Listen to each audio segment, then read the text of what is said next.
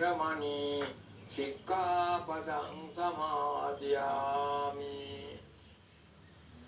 සුරාමේරය මජ්ජපමා දට්ඨානා වේරමණී සික්ඛාපදං සමාදියාමි සමන්ත චක්කවාලේසෝ අත්‍රා ගච්ඡන්තු දේවතා සත්තම්මං මුනි රාජස්ස සුරන්තු සග්ග මොක්ඛදං ධම්ම ශ්‍රවණ කාලෝ අයං බදන්තා ධම්ම ශ්‍රවණ කාලෝ අයං බදන්තා ධම්ම ශ්‍රවණ කාලෝ අයං බදන්තා නමෝ තස්ස භගවතු වරහතෝ සම්මා සම්බුද්දස්ස නමෝ තස්ස භගවතු වරහතෝ සම්මා සම්බුද්දස්ස නමෝ තස්ස භගවතු වරහතෝ සම්මා සම්බුද්දස්ස දුල්ලභංච මනුස්සත්තං බුද්ධෝපාදෝච දුල්ලභෝ දුල්ලභා කන සම්පත්ති සද්ධම්මෝ පරම දුල්ලභෝ වාසනාවන්ත පින්වතුනි අද අපි මාතෘකා වශයෙන් තබා ගත්තේ මේ මනුෂ්‍යාත්ම භාවයක් ලැබීමේ තියෙන අමාරු තත්ත්වයක් ඒ වගේම බුදු කෙනෙක් ලෝකේ පහළ වීම ආත්ම දුර්ලභ කාරණයක් බව ප්‍රකාශ කිරීම ඒ වගේම මිනිසෙක් කියලා උපන්නත් ක්ෂණ සම්පත්තියක් ඇතුව ඉපදීමත් දුර්ලභ කාරණයක් වශයෙන් පහදා දීමටත් ඒ වගේම සද්ධර්මය කියන එක ඊටාත්ම දුර්ලභ දෙයක්. අපිට මේ වෙසක් දවස වගේ වැදගත් දවසකදී බුදුරජාණන් වහන්සේ පිළිබඳව යමක් කතා කරලා යමක් හිතලා බුදුරජාණන් වහන්සේගේ ගුණය අපේ හදවත් තුළ තාවුරු කරගෙන අපි මෙලව පරලොව දෙකට යහපත සලස්වා ගත යුතුයි. අපිට ලෝක දෙකක් තියෙනවා. එකක් තමයි මේ අපි ලබාගෙන ඉන්න ලෝකය. අනෙක් ලෝකය තමයි පරලොව. අපි මරණින් මත්තේ යම්කිසි ස්ථානයක උප්පත්තිය ලැබෙනවා. ඒ උප්පත්තිය ලබන්නේ අප විසින් කරන ලද කුසල කුසල කර්මයන්ගේ ඵල විපාක වශයෙන් තමයි ඊළඟ භවයේ උප්පත්තිය ඇති වෙන්නේ. ඒ නිසා අපි මේ ලෝකේ ජීවත් වන කාලය තුල ඊ타ත්ම යහපත් පස්පයින් තොර ඒ වගේම දස අකුසල් වලින් තොරව දස පුණ්‍ය ක්‍රියා දස පාරමිතා ආදී දේවල් සම්පූර්ණ කරමින් ජීවත් වුණොත් අපිට මෙලොව වගේම පරලොවත් යහපත් වෙනවා. ඒ අපේ මාතෘකා වශයෙන් තබාගත් ධර්මයේ අදහස් පොඩ්ඩක් විමසලා බැලුවොත් දුර්ලභංච මනුස්සත්තං මනුෂ්‍යාත්ම භාවයක් ලැබීම ඊ타ත්ම දුර්ලභ කාර්යයක්. බුද්ධෝපාදෝච දුර්ලභෝ බුදුන් වහන්සේගේ උප්පත්ති කාලයක ඉපදීම දුර්ලභ කාරණයක්. ඒ වගේම දුර්ලභ කන සම්පත්තිය ක්ෂණ සම්පත්තිය හේවත් ඒ අවශ්‍ය කරන මිනිස්සෙක් කියලා උපන්නාම හොඳට බුද්ධිය තියෙන්නට ඕනේ. ඒ වගේම යම් කිසි දෙයක් කිරීමට ආර්ථික තත්ත්වයේ තියෙන්නට ඕනේ. ඒ වගේම මේ අස්කම් නාසාදී ඉන්ද්‍රයන් හරියාකාරව හිතලා ඒවා නිරෝපද්දිතව ක්‍රියා කිරීමේ ශක්තිය තියෙන්නට ඕනේ. ඒ මිනිස්සෙක් වුණාට පමණක් මදි. දැන් මිනිස්සු වුණත් නොඑක් කුලවල නොඑක් ජාතිවල නොඑක් ගෝත්‍රවල උප්පත්තිය ලැබෙනවා. එහෙම යම්කිසි මිත්‍යා දෘෂ්ටික කුලයක එහෙම නැත්නම් මිත්‍යා දෘෂ්ටික ආගම අදහනක් වෙලා උපන්නයි කිව්වත් ඒකෙනුත් අපට මනුෂ්‍යාත්ම භාවය ලබා ගන්නට නියම ප්‍රතිඵලය ගන්නට බෑ. ඉතින් බුදුරජාණන් වහන්සේ මේ මනුෂ්‍යාත්ම භාවය ලබා ගැනීමත් බුදුවරයෙකුගේ පාලවීමත් ක්ෂණ සම්පත්තිය ලැබීමත් ධර්මය ඇසීමට ලැබීමත් කියන මේ කරුණු බොහොම දුර්ලභ හැටියට දේශනා කරලා තියෙනවා එක්තරා උපමා කතාවකින්. මේ අපේ සමාජයේ ලෝකයේ පැරණි කාලේ මේ කුඹුරු සීසෑම සඳහා ගවයින් යොදාගත්තා.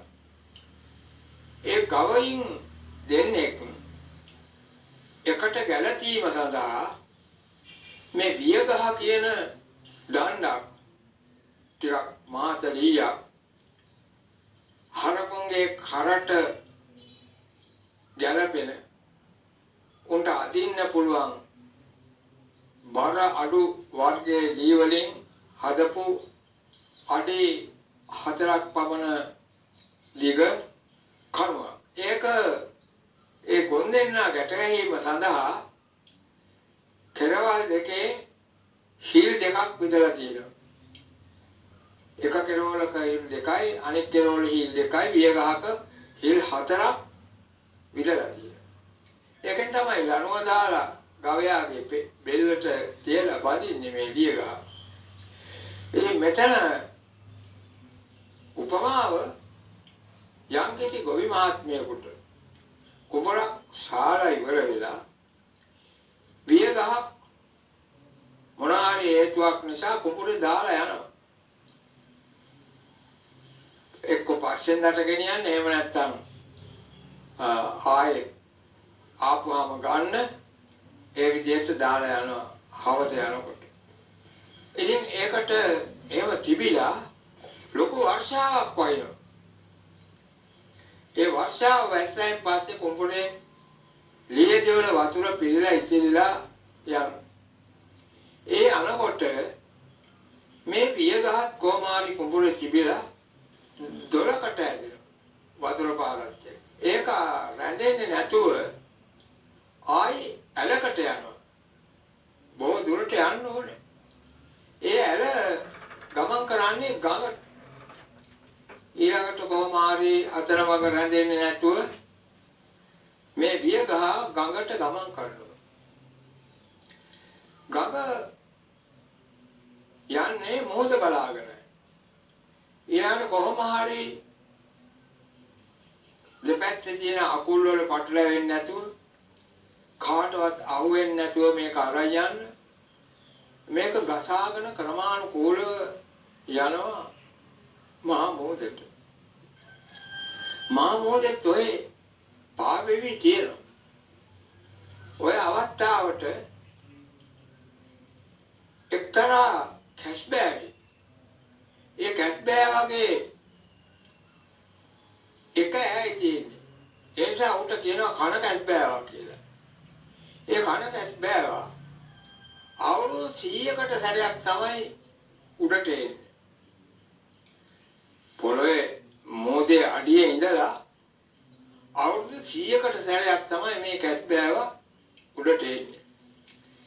ඒ උඩට එන අවස්ථාවට අර වියගහ මෝදේ කොහේ හරි පාවෙලා තිබිලා බොහෝ සෙයින් සිරිත තමයි මොනවා හරි දේ දඬු හරි කොළරොඩු හරි වෙනත් දෙයක් හරි මෝදට ගියන් පස්සේ ගොඩට ගසා ගැනීම ඒක මෝදේ තියෙන ශක්තියක් නේ. එහෙමත් ගොඩටත් එන්නේ නැතුව මේ කනකස් බෑවා මතුවෙන අවස්ථාවට ඒ අසල තියෙන්නට ඕන මේ වියගහ. එතකොට ඌට බලන්න පුළුවන් වෙන්නේ මේ වියගහේ සිදුරෙන් තමයි අහස් දකින්නේ.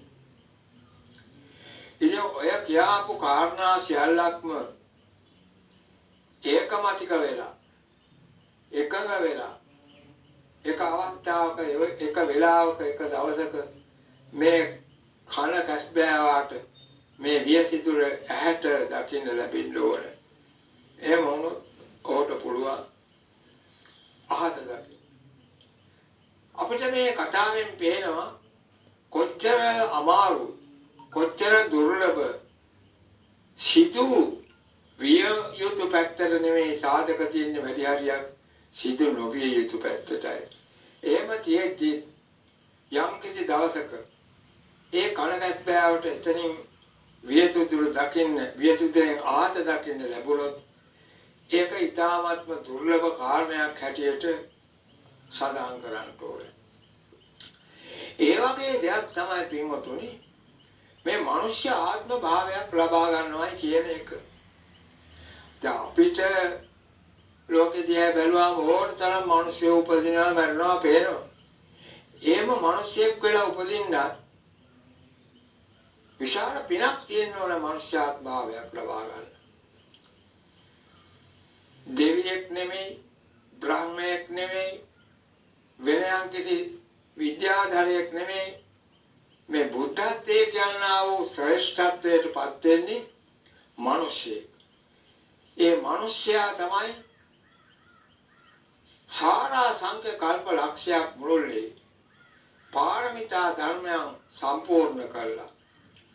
අසංඛ්‍ය කල්ප ලක්ෂ 4ක් සාර අසංඛ්‍ය කල්ප ලක්ෂයක් කියලා කියන්නේ අසංඛ්‍ය කල්ප ලක්ෂ 4ක්. බෝධිසත්වරේ දාන සීල භාවනාදී මේ පාරමිතාවන් සම්පූර්ණ කරන්නට ඕනේ. එහෙම නැත්නම් බුද්ධත්වයට පත් වීමට අවස්ථාවක් ලැබෙන්නේ. දාන සීල නෙක්ඛම්ම ප්‍රඥා වීර්ය ශාන්ති මෛත්‍රී අධිෂ්ඨාන ඔය ආදී වශයෙන් මේ පාරමිතා 10 සම්පූර්ණ කරන්න ඕනේ කල්ප ගණනක්. අසංඛ්‍ය කල්ප ලක්ෂ 4ක්. එතකොට කොච්චර කියලා මේකේ දීර්ඝ භාවය අපිට මේ කල්පයක් කියන එක අවුරුදු වලින් වගේ අපිට ගණන් කරලා කියන්න පුළුවන් කමක් නැහැ. දැන් අවුරුද්දක් නම් දවස් 365ක් කියලා කියේ. අවුරුදු 10ක් නම් ඒ දවස් 365 ඒව 10ක් කියන්න පුළුවන්. අවුරුදු 100ක් වුණා නම් දවස් 365 ඒව 100ක් කියලා කියන්න පුළුවන්. ගණන් මෙනුම් අපිට හදලා කියන්න පුළුවන්. නමුත් කල්පය කියන එක කල්පනා කළාම හිතරම කාලය දැනගන්න ඕන. එක දවසක් බුදුරජාණන් වහන්සේ සමග ගමනක් යනකොට වංගී සාමුදුරු බුදුරජාණන් වහන්සේට කියනවා උන්වහන්සේගෙන් ඉල්ලා හිටිනවා ස්වාමීනි මට මේ කල්පය කියන එක කොච්චරද කියලා වැටහෙන්නේ නැහැ. ඒ කල්පය පිළිබඳව මට උපමාවක් කියලා එක වටහා දෙනවා නම් හොඳයි කියලා. ඊට පස්සේ බුදුරජාණන් වහන්සේ යාමතුරන්ට කියනවා වංගීස අපි හිතමු යොදුනක් දිග පළල පෙට්ටියක් තියෙනවා කියලා. ඒ පෙට්ටියේ උස යොදුනයි පළල යොදුනයි හරි 4 පෙට්ටියක්. ඒකට යොදුනක් කියලා කියන්නේ ඇතක්ම 15,000ක් කියලා කියනවා. මේ වර්තමාන කාලේ ඔක යොදුන කියන එක හරියට කියන්න බෑ. යොදුන ගව්ව ඒ පරණ කාලේ භාවිතා කරපු දිගමැනීම් ක්‍රමය දැන් වෙනස් වෙලා. ඉතින් මේ යොදුනක් දිග පළල මේ පෙට්ටියට වී පුරවන. වී පිරෙව්වට පස්සේ එක්තරා කුරුල්ලෙක් ඇවිල්ලා වී ඇටයක් අරන් යනවා. ඒ ගෙනියන වී ඇටේ ඌ කනවා. අත්තක් උඩ තියාන කොහේ හරි ඈතකට ගෙනියන. ආයේ කුරුල්ලා එන්නේ අවුරුදු 100කට පස්සේ. අවුරුදු 100ක් ගියාට පස්සේ තව වියටයක් අරන් යනවා අර වී පෙට්ටිය. එහෙම ගිහිල්ලා තවත් අවුරුදු 100ක් ගියාට පස්සේ තවත් වියටයක් යනවා. ඕම ගිහිල්ලා කවදා හරි මේ පෙට්ටියේ තියෙන වී ටික ඉවර වෙනවා නම් අන්න එදාට කල්පයක් කියලා කියන්න පුළුවන්. අවුරුදු ගාන හිතා ගන්න මේ.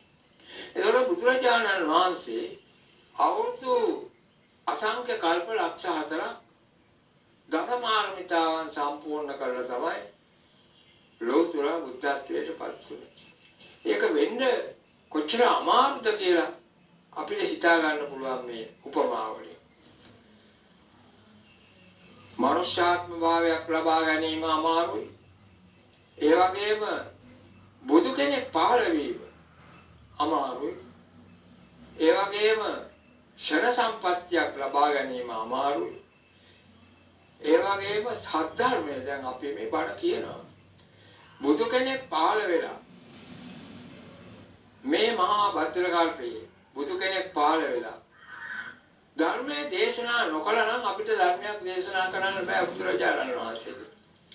දැන් මේ කාල පරිච්ඡේදයේ වුණත් අපි සැලකන්නේ බුදුරජාණන් වහන්සේගේ ධර්මයේ තියෙන බුද්ධ ධම්ම සංඝ කියන මේ රත්නත්‍රයේ ලෝකේ පවතින තාක්කල් බුද්ධෝත්පාද කාලයේ වශයෙන් සැලකනවා. බුදුහාමුදුරුවෝ උපන්නට පස්සේ අවුරුදු 5000ක් විතර යනකල් බුද්ධෝත්පාද කාලයේ වශයෙන් සාමාන්‍යයෙන් අපි සැලකනවා. බුදුරජාණන් වහන්සේගේ ධර්මය යම් කිසි තැනක දේශනා කරනවා නම් ධර්මය අහනවා නම් ධර්මයේ පිළිපදිනවා නම් ධර්මානුකූලව හැසිරෙනවා නම් ඒකත් දුර්ලභ දෙයක්. සද්ධර්මය කියන එකත් බුදු කෙනෙක් ධර්මයේ දේශනා නොකළා නම් අපිට මේ ධර්මයක් ඇත්තේ නැහැ. ඉතින් පින්වතුනි බුදුරජාණන් වහන්සේ පහළ වීමෙන් මේ ලෝකයේ තිබිච්ච නොයෙක් විදිහේ දුර්මත ගොඩාක් දුරු වුණා.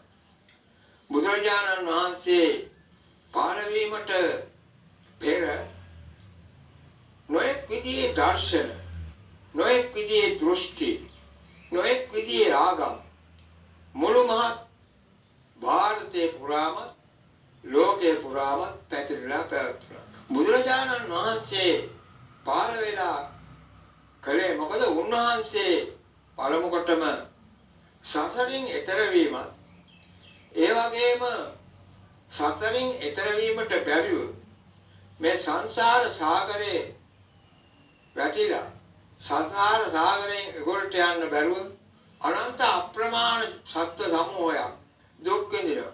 ඒ අය පුරුවන් තරමක් සසර දුකින් නිදහස් කිරීමත් බුදුරජාණන් වහන්සේගේ අධිෂ්ඨානය වුණා, හේතුව වුණා. ඒ විදිහට බුදුරජාණන් වහන්සේගේ පහළ වීමෙන් සසරින් එගොඩ වෙන්නට බැරුව හිටපු සත්ත්ව සමූහය ගොඩාක් සසරින් එගොඩ වුණා. ඒ වගේම අද අපි දන්නවා යම් යම් දෙනා බොහොම වේස වෙලා මහන්සි වෙලා සීල සමාධි ප්‍රඥා කියන මේ ගුණ ධර්මයන් වඩමින් මේ කෙලෙස් දුරු කර ගැනීම සඳහා යම් කිසි බුදුරජාණන් වහන්සේ වදාළ මාර්ගයක ගමන් කරනවා. ඒ බුදුරජාණන් වහන්සේ දේශනා කර වදාළ මඟ ගමන් කිරීමෙන් මිසක සසර දුකින් එගොඩ වීමට වෙන ක්‍රමයක් ඇත්තේ නැහැ. බුදුරජාණන් වහන්සේ දේශනා කළ මධ්‍යම ප්‍රතිපදාව. මධ්‍යම ප්‍රතිපදාව කියලා කිව්වේ බුදුහාමුදුරුවෝ මේ චතුරාර්ය සත්‍ය අවබෝධ කර ගැනීමට ගත යුතු මාර්ගය. එහෙම නැත්නම් මධ්‍යම ප්‍රතිපදාවේ කියන්නේ ආර්ය අෂ්ටාංගික මාර්ගයටමයි. කතමාචසා මධ්‍යමා පටිපදා අයමේව ආර්යෝ අෂ්ටාංගිකෝ මග්ගෝ. මොකක්ද මධ්‍යම ප්‍රතිපදාවේ කියලා කියන්නේ? මේ ආර්ය අෂ්ටාංගික මාර්ගයටමයි. එතකොට බුදුරජාණන් වහන්සේ කෙනෙක් තමයි තමන්ගේම නම් නුවණින් අවබෝධ කරගෙන කාගේවත් උපදේශක් නැතුව ස්වයං ඥාණයෙන් හේවත් තමන්ගේම ඥාන ශක්තියෙන් මේ චතුරාර්ය සත්‍ය ධර්මය අවබෝධ කරගෙන උන්වහන්සේ බුද්ධත්වයට පත් වෙලා ඒ වගේම අනිකුත් සංසාරයේ හැසිරෙන විශාල ප්‍රමාණයක් සත්වයින්ට උන්වහන්සේ උපස්තම්භක වුණා. බුදුරජාණන් වහන්සේ කෙනෙක්ගේ ගුණය මේ වෙසක් දවස වගේ දවසකදී අපි මෙනෙහි කරන්නට ඕනේ. බුදුරජාණන් වහන්සේගේ ගුණය අපිට කවදාවත් ලියලා කියලා හිතලා කල්පනා කරලා මෙච්චරයි කියලා ප්‍රමාණයක් කරන්න බෑ, අවධානයක් කරන්න බෑ. ඒක නනාංගන මේ විදිහට බුද්ධෝපි බුද්දස්ස බණෙය්‍ය වන්නං කප්පම්පි චේයත්ත මබාසමානෝ චීයේත කප්පෝ චිරදීග මන්තරේ වන්නෝ නකීයේත තථාගතස්ස. තවත් බුදු කෙනෙක්ගේ ගුණයක් බුදුරජාණන් වහන්සේගේ සීල සමාධි ප්‍රඥා විමුක්ති විමුක්ති ඥාන දර්ශන ආදී ගුණ, ඒ වගේම දසපාරමිතා ගුණ, මේවා එකක් පාස අරගෙන වෙන බුදු කෙනෙක් කල්පයක් මුළුල්ලේ බුදු ගුණ දේශනා කළා, බුදු ගුණ මෙනෙහි කළා, බුදු ගුණ ප්‍රකාශ කළා. කල්පය ඉවර වෙනවා මිසක ඒ බුදුහාමුදුරන්ගේ ගුණය කිසිම කෙනෙකුට කියලා ඉවරයක් කරන්න බෑ.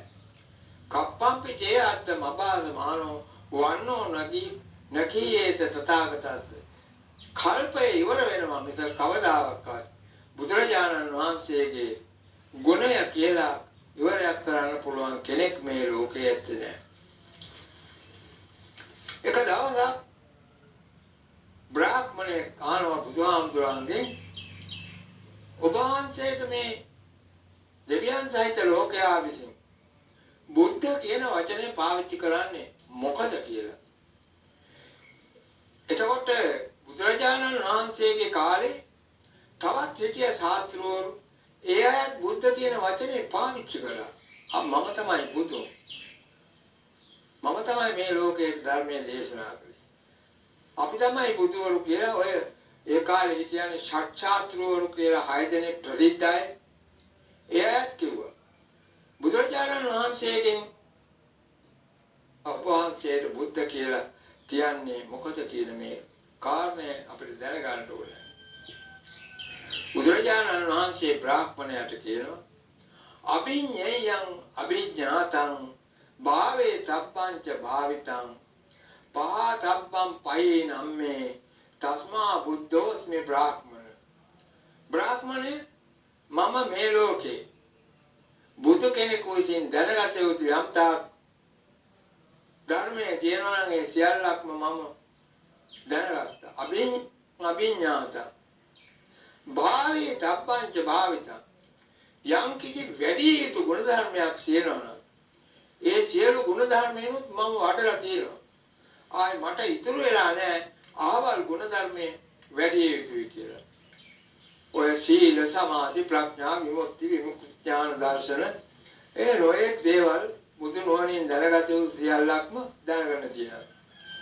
ඒ වගේම භාවේ තබ්බංච භාවිතං වැඩි යුතු දේවල් කියලා කියන්නේ මේ භාවනා ක්‍රම තියෙනවානේ. මේ ලෝකේ යම්තා වඩන්න උවමනා දේවල්, ත්‍රිලක්ෂණ භාවනාව, ඒ වගේම සමාධි භාවනාව, ඒ වගේම ප්‍රඥා භාවනාව, මේ ආදී වශයෙන් තියෙන භාවනා ක්‍රමයක් තියෙනවා නම් යම්කිසි මේ ලෝකේ ඒ සියලුම භාවනා ක්‍රමයේ උන්වහන්සේ භාවේ තබ්බංච භාවිතං ඊළඟට පවා තබ්බං පයි නම්මේ ප්‍රහීණය කළ යුතු, අවසන් කළ යුතු, ඉවතට දැමිය යුතු යම්කිසි ක්ලේශ ධර්මයක් තියෙනවා නම් ප්‍රහීණය කළ යුතු යම්කිසි අකුසල ධර්මයක් තියෙනවා නම් පවා තබ්බං පයි නම්මේ ඒ සියල්ලක්ම මා විසින් ප්‍රහීණය කළා කියලා.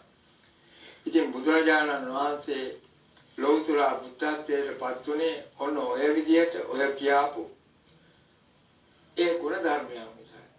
උන්වහන්සේට ඒ වගේම කාය බල 10ක් තියෙනවා. ඒ වගේම ඥාන බල 10ක් තියෙනවා. ඒ නිසා බුදුරජාණන් වහන්සේට සමාන වෙලාවට අපි නමක් පාවිච්චි කරන දස බල කියලා. දස බල කියන්නේ වෙන කාටවත් නෙමෙයි. බල 10ක් තියෙන එකම ශාස්ත්‍රවරයා තමයි බුදුරජාණන් වහන්සේ. එතකොට උන්වහන්සේගේ තියෙන කායික බලය ඊටවත්ම කාය ශක්තියක් උන්වහන්සේ තිබුණ කාය බලයක්. ඒ වගේම මානසික බලයක් මේ ලෝකේ වෙනත් කිසි කෙනෙකුට නැති තරමේ මානසික බලයක් ලෝතර බුදුරජාණන් වහන්සේට තිබුණා. ඒ වගේම බුදුරජාණන් වහන්සේ පහළ වෙච්ච සමාජයේ නොයෙක් විදිහේ ගැටලු ප්‍රශ්න එක දේවල් තිබුණා. මේ ලෝකය සර්ව බලධාරී කෙනෙක් නිර්මාණය කළයි කියලා. ඒකට කියනවා නිර්මාණවාදී කියලා. ලෝකේ කවුරු හරි නැවුවයි කියන කතාව. ඒ වගේ මතවලින් සමහර වෙලාවට ඒ මත අදක් තියෙන. ඒ මතවලින් වෙලිලා සමහර අය කිව්වා මෙලව විතරයි තියෙන්නේ. පරලොවක් කියලා එකක් නෑ. ඒ නිසා අපේ ජීවත් වෙන තාක්කල් හොඳට කාලා බීලා ඇඳලා ජීවත් වුණොත් ඒ ඇති. මරාට පස්සේ කවුද යලිත් උපදින්න කියලා එක දර්ශන තිබුණා. ඒ වගේම භවයෙන් භවයට යන ආත්මයක් තියෙනවායි කියලා සමහර අය කියනවා. බුදුරජාණන් වහන්සේගේ ධර්මයේ අනාත්මවාදී ධර්මයක්. මමය මගේ කියලා ගන්න දෙයක් නෑ. ආත්මය කියලා භවයෙන් භවයට යන චිත්ත ශක්තියකුත් නෑ. ඒ භවයෙන් භවයට යනවා පංචස්කන්ධය මෙහෙ බිඳුනට මොකද? ඒ පංචස්කන්ධයේ බිඳිනවත් හා සමගම තව තැනක අපි උප්පත්තිය ලැබෙනවා. ඒක ආත්මයක් නෙමෙයි භවයෙන් භවයට යන. ඒ නිසා මේ ලෝකය මේ ජීවිතේ බුදුරජාණන් වහන්සේ දේශනා කළේ අනිත්‍යයි දුකයි අනාත්මයි. ඔක තමයි ත්‍රිලක්ෂණය කියලා කියන්නේ.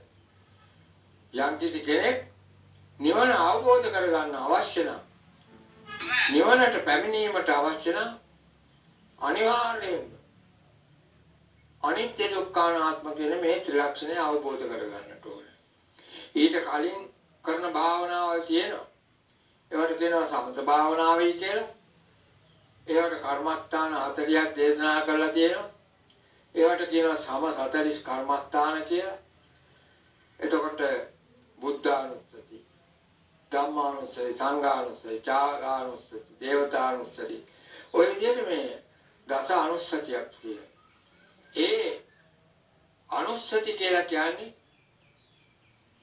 නිතර සිහිපත් කරන්න ඕනේ. නිතර හිතේ තියා ගන්නට ඕනේ. දැන් අපි එකක් ගත්තොත් ආනාපාන සතිය. ආනාපාන සති භාවනාවේ කියලා කියන්නේ බුදුරජාණන් වහන්සේ බුද්ධත්වයට ලබා ගැනීමට පාදක වෙච්ච එක්තරා භාවනා ක්‍රමයක්. අපේ මේ ආස්වාද ප්‍රස්වාස ගැනීම හුස්ම නාස්පුඩුවෙන් ගැනීම හදවතට හුස්ම ගැනීම ඊට පස්සේ හදවත පුරවා ගැනීම හුස්ම වලින් යලිත් වාරයක් හුස්ම පිට කිරීම ඔය දෙකට කියනවා ආස්වාස ප්‍රස්වාස කියලා. ආනාපාන සතිය කියලා කියන්නේ ඔය කියනා වූ භාවනා ක්‍රමයටයි. ඔය විදිහට නොයෙක් මත තිබිච්ච වකවානුවක බුදුරජාණන් වහන්සේ තමාගේම නුවණින් චතුරාර්ය සත්‍ය ධර්මයේ වටහාගෙන නිවන් යාමට අවශ්‍ය අයට උන්වහන්සේ මධ්‍යම ප්‍රතිපදාවක් දේශනා කළා. ඒක තමයි මේ ආර්ය අෂ්ටාංගික මාර්ගය කියලා කිව්වේ. ඒ ආර්ය අෂ්ටාංගික මාර්ගයේ ගමන් කළොත් කවදාවත් වර්ධින්නේ නැහැ. කවදා හරි මේ දුක්බර සංසාරේ අපේ ජීවිතේ ටික දවසයි තියෙන්නේ. අපි මැරෙනවා යලිත් උපදිනවා. ඉපදිලා යම් කිසි තැනක කාලයක් ජීවත් වෙනවා. ඊට පස්සේ ආයෙත් මරපත් වෙනවා ආයෙ සෝනට ගෙනියනවා. පුනః ජායති නැවත නැවත උපදිනවා. පුනః මීයති නැවත නැවත මැරෙනවා. පුනః සීවතිකං හරಂತಿ නැවත නැවත සෝනට ගෙනියනවා. අපි මිනිස්සු වෙලා එහෙම නැත්නම් වෙන සත්තු වෙලා මැරිච්ච වාර කොච්චරද කියලා අපිට කියන්න පුළුවන් කමක් නැහැ.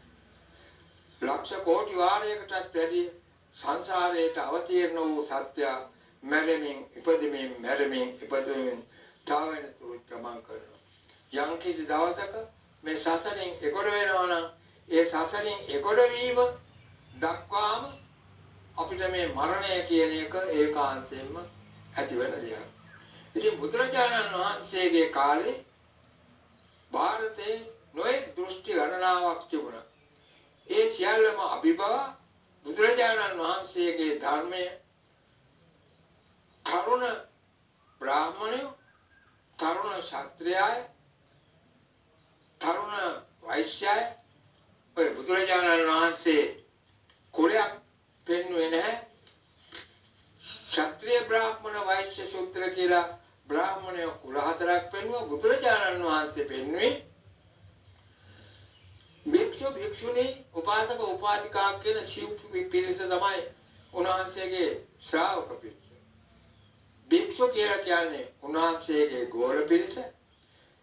භික්ෂුණී කියලා කිව්වේ බුදුරජාණන් වහන්සේ බුද්ධත්වයේ ලැබලා අවුරුදු 5කින් පමණ මහා ප්‍රජාපති ගෞතමී ගිහිල්ලා යසෝදරා දේවිය එහෙම එකතු වෙලා 500ක් ක්ෂත්‍රිය කාන්තාවන් ගිහිල්ලා බුදුරජාණන් වහන්සේ විශාලා මහනුවර වැඩෙන් දැද්දි අපට මානකම ලබා දෙන්නට කියලා ඉල්ලා හිටියා.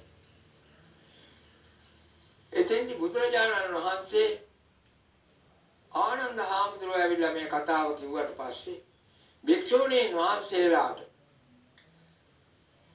වර ධර්ම 8ක් අෂ්ටගරු ධර්ම කියලා කොන්දේසි 8ක් ඇතුව ඒ අනුව කැමති නම් ඒ කොන්දේසි 8 පිළිගන්න කාන්තා පක්ෂයට මේ ශාසනය පැවිදි බව ලබා ගැනීමට පුළුවන් කියලා උන්වහන්සේ යම්දැනවදාලා. ගෙදරවල් වල හිරකාරිය වගේ ජීවත් වෙච්ච සමාජයක කාන්තා පක්ෂයට නිදහසේ පැවිදි වෙලා මහානදම් පුරලා සසල දුකින් නිදහස් වීම සඳහා අවස්ථාව සලසා දුන්නේ ලෝතුරා බුදුරජාණන් වහන්සේ. බ්‍රාහ්මණ ධර්මයේ තියෙන්නේ යම්කිසි ස්ත්‍රියකගේ ස්වාමි පුරුෂයෙක් මේ පරලෝකියෝ ඒ ස්ත්‍රිය විසින් සති පූජා වේ කියලා.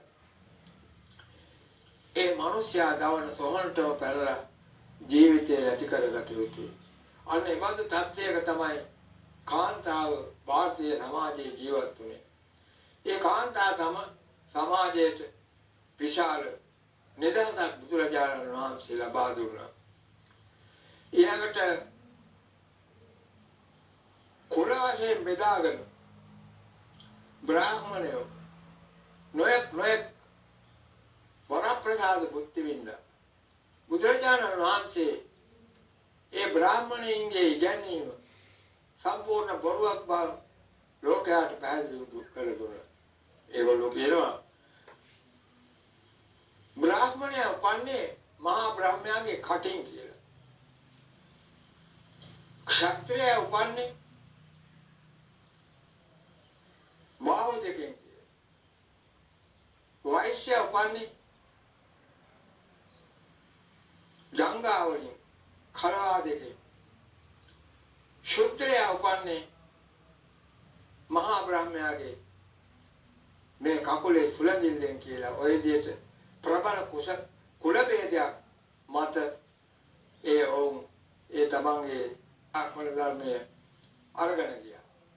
බුදුරජාණන් වහන්සේ දේශනා කළා මේ ලෝකේ කෙනෙක් උපදින්නේ මැරෙන්නේ කවුරුත් මවනවා නෙවෙයි තමන් කරන ලද කුසල කර්ම වල හැටියට උප්පත්තිය ලැබෙනවා. යම්කිසි කෙනෙක් සතර උපදින්නේ තමන් විසින් කරන ලද යම්කිසි කුසල් හෝ අකුසල් හෝ කියන මේ දෙකෙන් එකක් නිසා. ඒ අනුව ඔහු ඉපදිච්ච ස්ථානයේ ඒ කර්ම ශක්තිය තියෙන තුරු ආයු ශක්තිය තියෙන තුරු ඒ පුජ්‍යලයා ඒ ලෝකේ ජීවත් වෙනවා. ඉන් එහාට ඔහුට ජීවත් වෙන්න වරක් නැහැ. ඒ කියන්නේ තමන්ගේ කර්ම ශක්තියත් ආයු ශක්තියත් දෙකම ප්‍රහීන වුණාට පස්සේ මේ ලෝකේ අත්හැරලා දාලා යනවා. ඔය විදිහට නොයෙක් මත තියෙනවා මරණය පිළිබඳව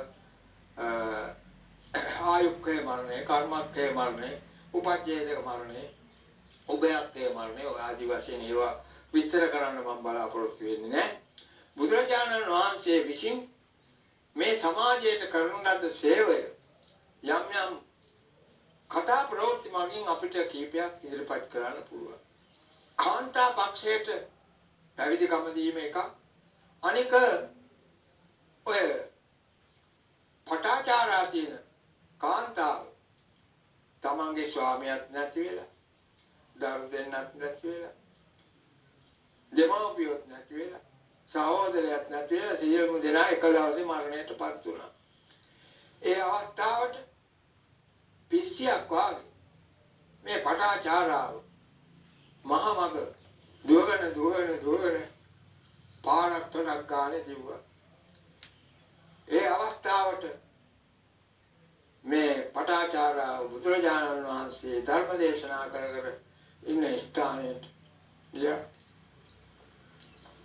ඊට පස්සේ යම් කිසි කාන්තාවක් ඇයට ඇඳ ගැනීම සඳහා වස්ත්‍රයක් දුන්නා.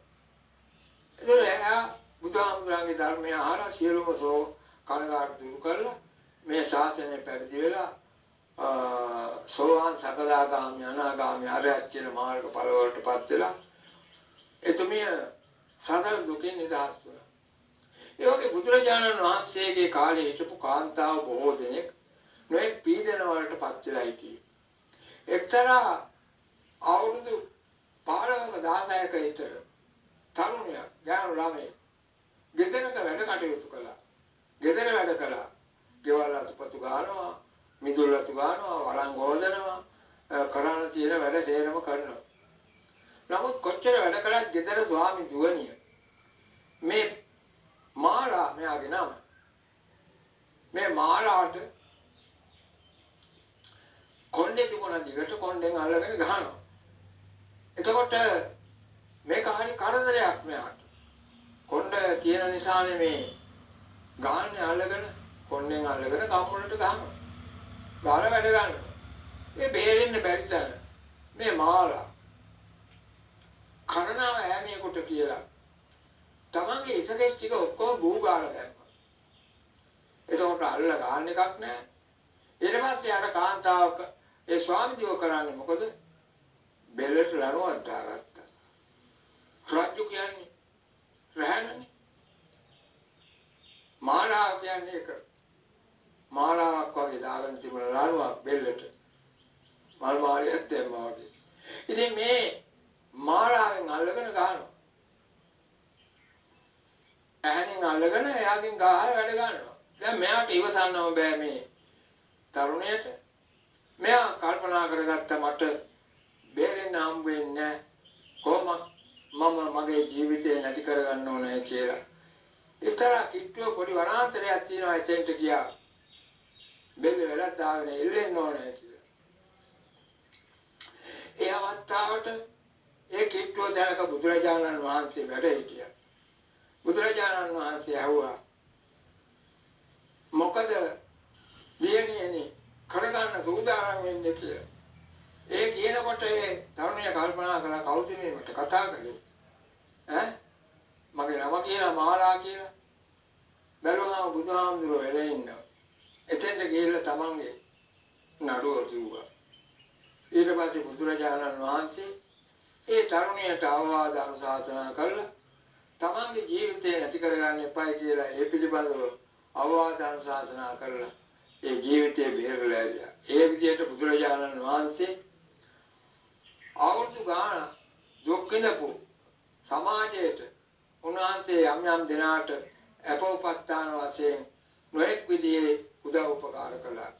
සාමාන්‍ය මහජනයා අතර ජීවත් වෙනකොට බුදුරජාණන් වහන්සේගෙන් උදව් ගත්ත උපකාර ගත්ත ගොඩාක් ඉන්නවා.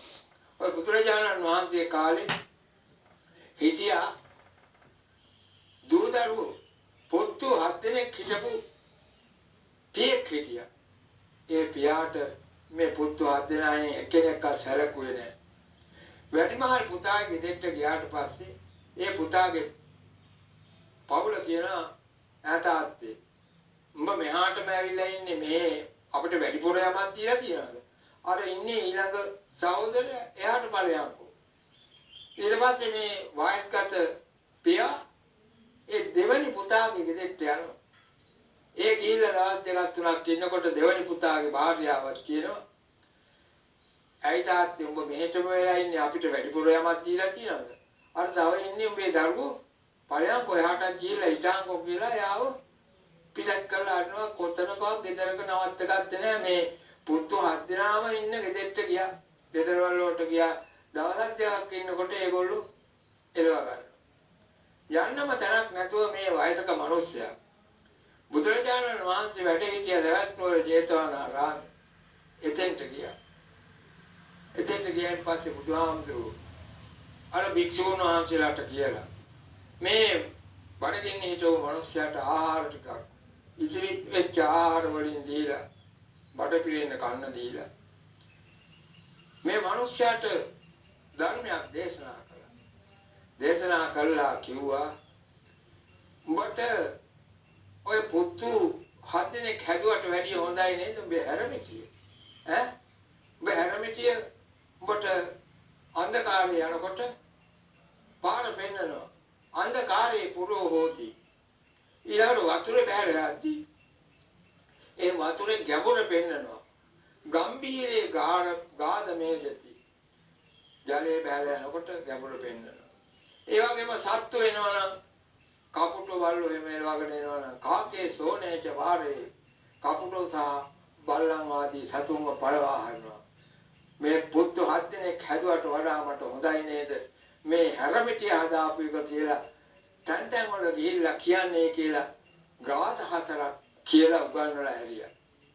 දැන් මේ මහලු කියා ගිහිල්ලා මේ ගාත කියමින් හන්දියක් ගානේ සෙනග ඉන්න තරක් ගානේ කඩපිලක් ගානේ ගිහිල්ලා අර බුදුහාමුදුරුවෝ උගන්වපු කවි ටික කියලා. අනේ තාත්තේ ඔවා කිය ඉදින්න එපා. අපිට ලැජ්ජයි. යන් අපේ ගෙදරට ගිහිල්ලා අපි කාලා බීලා තියෙන හැටියකට ඉම්මු කියලා මේ මාළු පියාව එක්කලා ගිහිල්ලා දරුවෝ එදා පටන් සත්කාර සම්මාන කරන්න පටන් ගත්තා.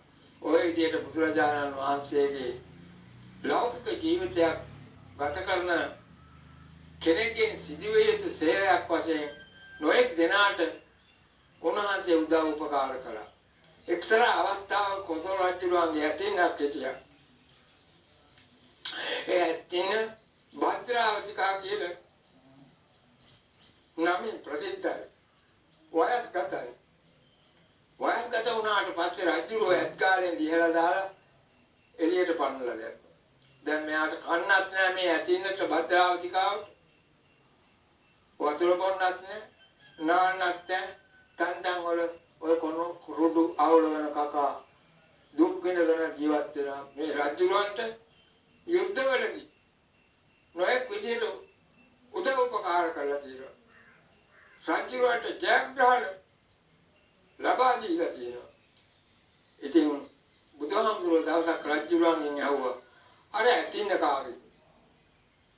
බුදුරජාණන් වහන්සේ මගේ ඇතින්න දැන් ඉතින් වයස්ගත වෙලානේ මං අත්හැරලා දාලා තියෙන්නේ. එහෙම කරන්න එපා. ඒ සත්‍යයට මඩුවක් හදලා ඇත්තලක් හදලා ඒ ඇතින්නට කන්න බොන්න දේවල් ගෙනත් දාලා ඌට හොඳට කාලා බීලා ඉන්න අවස්ථාවල වාදින්නේ ඔබතුමාට උදව් උපකාර කරපු ඇතින්නක් නිසා බලන්න. සාමාන්‍ය කිරිසන් සතෙකුට උනත් බුදුරජාණන් වහන්සේගෙන් වෙච්ච සේවය, උන්වහන්සේගෙන් වෙච්ච අනුකම්පාව, ඒකට හේතුව තමයි බුදුරජාණන් වහන්සේගේ මහා කරුණාව. මහා කරුණා ගුණයෙන් තමයි උන්වහන්සේ ලෝක සත්වයාට ඒ ආකාරයේ උදව් උපකාර කළේ. ඉතින් ඒ නිසා මේ අවස්ථාවේදී අපි ඒ බුදුරජාණන් වහන්සේ පිළිබඳව යම් ගුණධර්ම බුදුරජාණන් වහන්සේ බුද්ධත්වයේ ලබාගත්තේ කොච්චර අමාරුවෙන්ද? ඒ වගේම බුද්ධත්වයේ ලබා ගන්නවායි කියන එක මේ ලෝකේ තියෙන අමාරු කාරණා වලින් එකක් නේද? ඒ වගේම මිනිස්සෙකුට මනුෂ්‍ය ආත්ම භාවයක් ලබා ගැනීමත් ඒ වගේම අෂ්ට වූ දුෂ්ටක්ෂණයන්ගෙන් විනිර්මුක්තව ජීවිතයක් ලබා ගැනීමත් අමාරුයි. දැන් සමහර වෙලාවට අසුර යෝනිය උපන්නු, තිරිසන් අපායේ උපන්නු, പ്രേත ලෝකේ උපන්නු, ඔය විදිහට උපන්න සත්‍යයකට නරකයේ උපන්නු. බුදුරජාණන් වහන්සේලා දහසක් බුදු වුණත් වැඩක් නැහැ. ඒ බඳු ස්ථානවල උපන්නොත් සසරෙන් එතර වීමට පුළුවන් කමක් නැහැ කාලයකට. යම්කිසි කෙනෙක් උග්‍ර භාවනා කළා අසංඥතරයේ උප්පත්තිය ලැබුවොත් කල්ප කෝටි ගණන් ආවස තියෙනවා ඒ බ්‍රහ්ම ලෝකවල අසංඥතරයේ. ඉතින් එබන් තැනක උපන්නත් ඒ බුදු කෙනෙක් පහළ වෙච්ච කාලෙක ඒ තැනට එයින් වැඩක් නැහැ. ඉතින් ওই විදිහට මනුෂ්‍යාත්ම භාවයක් ලබා ගැනීමත් හොඳ නුවණ බුද්ධියක් ඇතුව උප්පත්තිය ලැබීමත් බුදුරජාණන් වහන්සේගේ ධර්මයේ දේශනා කරන එක ආණ්ඩ වාසනාවක් ශක්තියක් තිබුණොත් අන්න ඒක අපි මේ මනුෂ්‍ය ජීවිතේ ලබාගත්ත නියම ප්‍රතිඵලය කියලා අපිට කල්පනා කරන්න පුළුවන්. ඉතින් මේ විසත් දවසේ අපි කවුරුත් කල්පනා කරන්න ඕනේ බුදුරජාණන් වහන්සේගේ උප්පත්තිය බුද්ධත්වයට පත්විය පිරිනමන පෑම කියන මේ උතුම් මංගල්‍ය කාරණා තුනක් සිද්ධ වෙච්ච දවසේ අපි ලෝකවාසී බෞද්ධයින් විසින් ආමිත පූජාවට වඩා ප්‍රතිපත්ති පූජාවට මුල් තැන දීමෙන් සීල සමාධි ප්‍රඥාදී ගුණ ධර්මයන් වර්ධනය කිරීමෙන් මෙලොව යහපත පරලොව යහපත කෙලවර සසර දුකින් නිදහස් වූ පරම ශාන්ත නිවන් සුව සලසා ගැනීමට ඒකාන්තයෙන් හේතු වේවා වාසනාව වේවා කියලා සාදු කියලා ප්‍රාර්ථනා කරා. ආකාශට්ටා චුම්මට්ටා දේවා නාග මහිත්‍තිකා පුඤ්ඤන්තං අනුමෝදිත්වා චිරන් රක්ඛන්තු ලෝක සාසනං ආකාශට්ටා චුම්මට්ටා දේවා නාග මහිත්‍තිකා පුඤ්ඤන්තං අනුමෝදිත්වා චිරන් රක්ඛන්තු ලෝක සාසනං